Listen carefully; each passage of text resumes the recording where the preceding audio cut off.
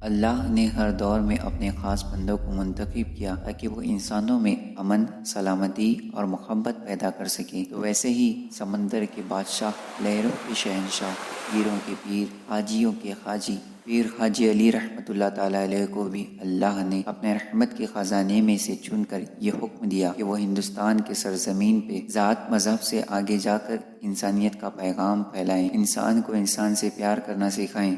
مولاي صل وسلم دائما أبدا على حبيبك خير الخلق كلهم۔ تاریخ 15 دسمبر 1429 عیسوی بمطابق 21 رجب 850 ہجری کو بخارا شریف میں اپنے اسی نور پیر حاجی علی کو اللہ نے ظاہر کر دیا۔ آپ کا شجرہ نسب تاریخ نے اپنے دامن میں کچھ یوں رکھا ہے: حضرت امام علی، ان کے فرزند امام حسین، ان کے فرزند زین العابدین، ان کے فرزند امام محمد باقر، ان کے فرزند امام جعفر صادق، ان کے فرزند محمد اسماعیل، ان کے فرزند محمد عریض، ان کے فرزند اسماعیل ثانی، ان کے فرزند حضرت محمد منصور، ان کے فرزند حضرت سید غالب، ان کے فرزند منتظر باللہ، ان کے فرزند احمد ہادی، ان کے فرزند سید ہادی، ان کے فرزند حسین نور، ان کے فرزند علی سلام، ان کے فرزند سید غالب، ان کے فرزند سید کبیر الدین، ان کے فرزند سید علی حسین، ان کے فرزند کبیر الدین ثانی، اور ان کے 2 فرزند ہوئے، ایک بڑا بیٹا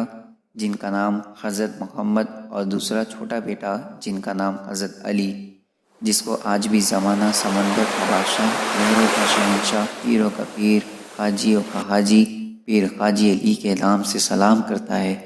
مولاي صل وسلم دائما أبدا على حبيبك خير الخلق كلهم۔ صلى الله على محمد صلى الله عليه۔ آپ کے والد کا نام کبیر الدین اور آپ کی والدہ کا نام بی بی زینب تھا۔ آپ نے اپنی ابتدائی تعلیم اپنے بابا کبیر الدین اور اپنی والدہ بی بی زینب سے لینی شروع کر دی۔ جب آپ زمانہ بلوغیت کی طرف بڑھنے لگے، آپ کی عمر مبارک 22 سال تک پہنچی تو آپ کے والد کبیر الدین اس دنیا سے کوچ کر گئے۔ ایک مرتبہ آپ نے ایک عورت کو روتے ہوئے دیکھا۔ آپ نے اس عورت کو رونے کی وجہ پوچھی تو اس نے بتایا کہ میں اس برتن میں تیل لے کر جا رہی تھی، اچانک ٹھوکر لگنے کی وجہ سے وہ تیل گر گیا۔ اب اگر بغیر تیل کے گھر جاؤں گی تو میرا شوہر ناراض ہو جائے گا۔ آپ کو غریب پریشان عورت پر رحم آ گیا اور آپ نے اسے اس جگہ بتانے کو کہا جہاں پر تیل گرا تھا۔ اس جگہ پر پہنچ کر آپ نے اپنی انگلی زور سے رکھی تو تیل باہر نکل آیا اور اس عورت نے اپنے برتن میں تیل بھر لیا اور خوش ہو کر اپنے گھر چلی گئی۔ اس کے بعد آپ نے خواب میں دیکھا کہ زمین کہہ رہی ہے کہ تم نے اس طرح دبا کر مجھے تکلیف دی ہے۔ یہ خواب بار بار دیکھ کر آپ بے چین اور رنجیدہ رہنے لگے۔ پھر آپ اپنی والدہ کی اجازت لے کر اپنے بھائی کے ساتھ بخارا چھوڑ کر نکل گئے۔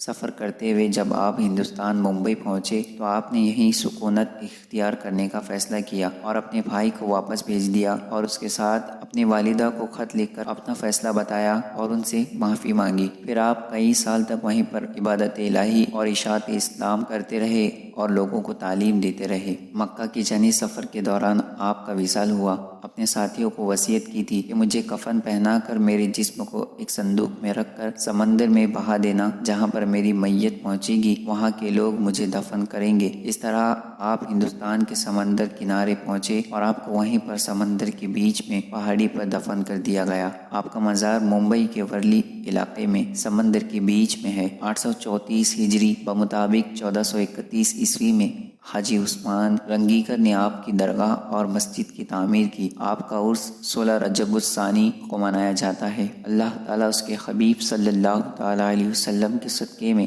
حضرت حاجی علی شاہ بخاری رحمۃ اللہ تعالیٰ علیہ اور تمام اولیاء کے وسیلے سے سب کو مکمل عشق رسول عطا فرمائے اور سب کے ایمان کی حفاظت فرمائے اور سب کو نیک عمل کرنے کی توفیق عطا فرمائے اور سب کو دنیا و آخرت میں کامیابی عطا فرمائے اور سب کی نیک جائز مرادوں کو پوری فرمائے، آمین۔